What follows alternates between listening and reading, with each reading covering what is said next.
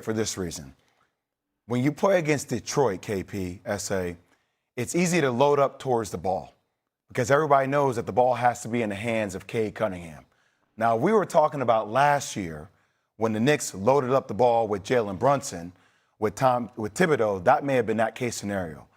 I do think that the way James Harden and Donovan have to guard off the ball will be the key to this series. And it will come down to Karl Anthony Towns unlocking the offense. Because I think it's one thing when everybody can load up towards the ball. When you're off the ball and all the movement that the Knicks have off the ball, I think is an incredible opportunity for them to showcase this offense. 9 days off is a long time. But I will say, if they play their style of offense, which is the best offense, I think, right now in the NBA, with efficiency, with the way they're playing, I think the Knicks win it in 5. That's how I'm going to say they match up. I think that is very, very disrespectful. Yes. I think that is very started my Monday off being disrespectful. I think that is very disrespectful. This series is going at least 6 or 7 games, to be honest with you. 6 or 7 games. And I'm going to tell you why. Throughout the course of this postseason, we've watched Jared Allen and Evan Mobley change the narrative about themselves.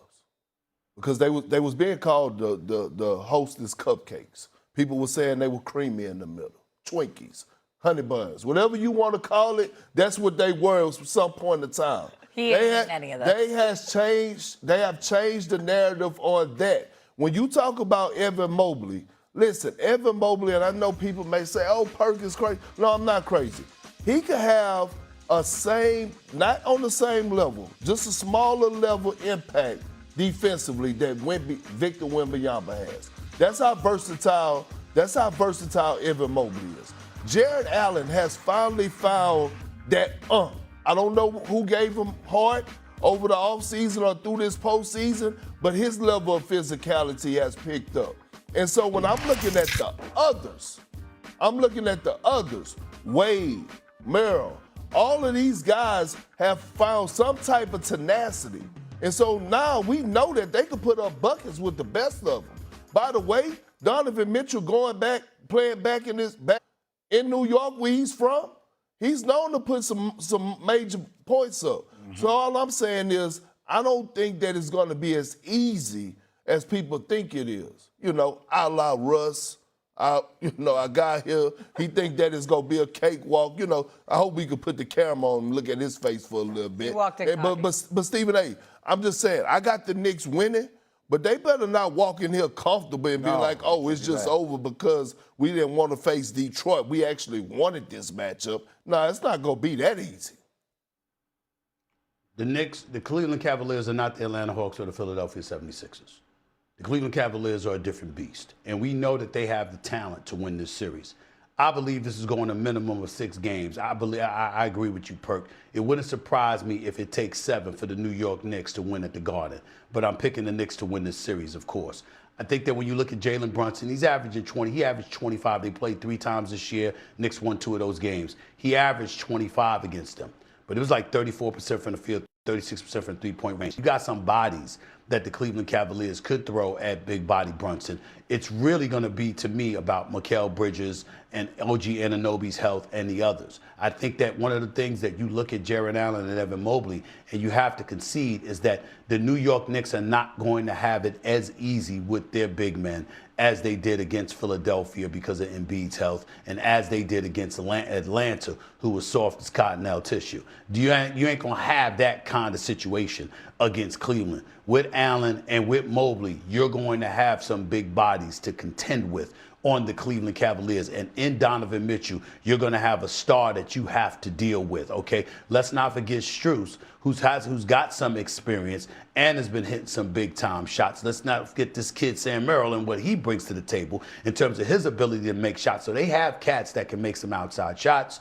Obviously, against the New York Knicks, they're going to have to step it up defensively, defending the three-point shot and what have you. They're going to have to do all of these things. But in the end, I think it'll be a lengthy series, Jay. I don't see this going 5 games. I think it's going to go 6 or 7. If I had to put my money on it, I would say Knicks in 7 because I expect the Cleveland Cavaliers to win at least 2 of these games, and I expect it to be a nail-biter of a series. That's how I view it. I'm with you. All I'm saying to you is that Mikal Bridges against Donovan Mitchell, that size and that length is differentiated. I will say Dean Wade, the way those guys, Max Strus, the way they defend. Don't forget, Jalen Brunson is more off the ball now than he is on the ball. So when they're guarding Cade Cunningham and they're guarding him the full length of the court, once again, everybody knows where their target is coming from. So I'm with you. It could be a series. I'm just saying, I think even with Evan Mobley, they're allowed to play more traditional basketball when you're going against Duren and the other guys, back to the basket, post up. Now they got to be more on the perimeter so you can take away that advantage of blocking out the sun. It's just the style makes it for a different fight with how the Knicks are playing now. And that's a great point. And I'm going to tell you what's going to end up what's going to have to happen for Kenny Atkinson. He's going to have to make a business decision whether or not, because he's going to have to go small. He's going to have to go small, meaning small is Evan Mobley is either going, or Jared Allen is going to be on the floor. They're going to have to stagger those minutes because they can't have two bigs on the floor. You can't have, Jared Allen at times was guarding Asua Thompson a lot, correct? And he wasn't leaving the paint.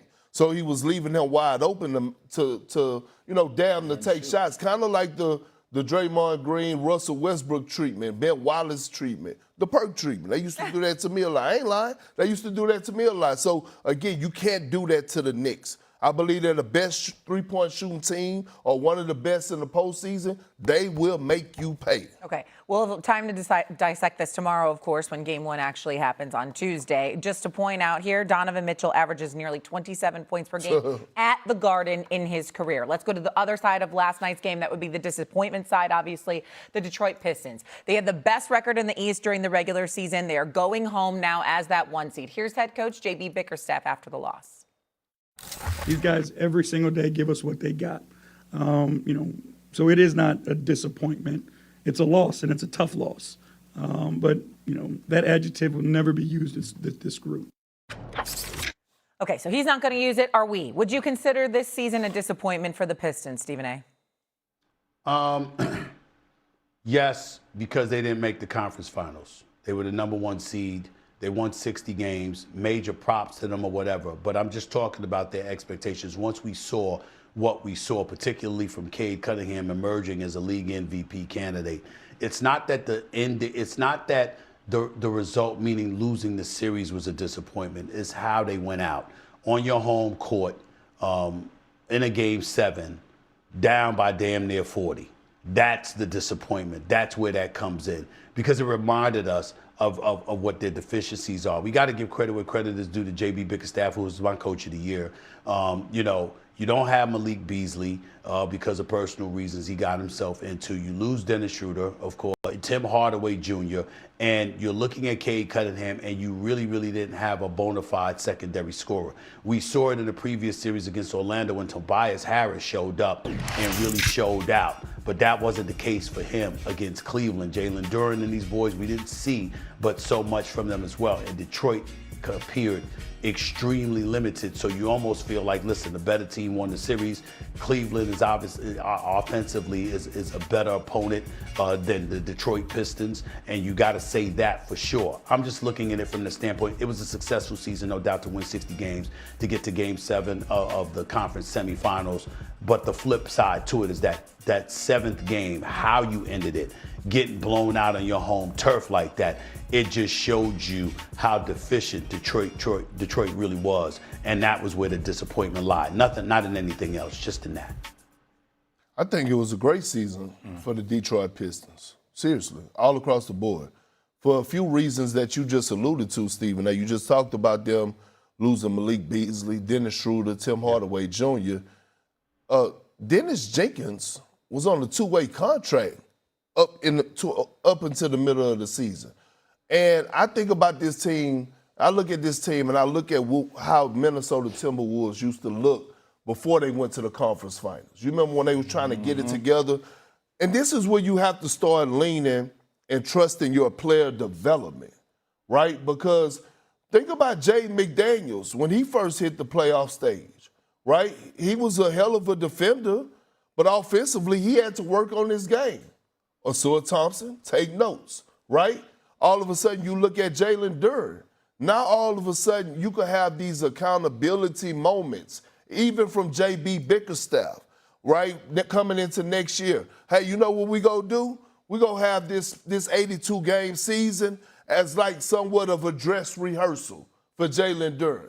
We're going to feature him more in certain scenarios offensively, isolations. That way you build up going into the postseason because a lot of his points, majority of his points this year came off of lobs, pick and roll action, pin down, slip, dunker spot, offensive rebounds. Jay, you know this. That's the easiest thing to take away in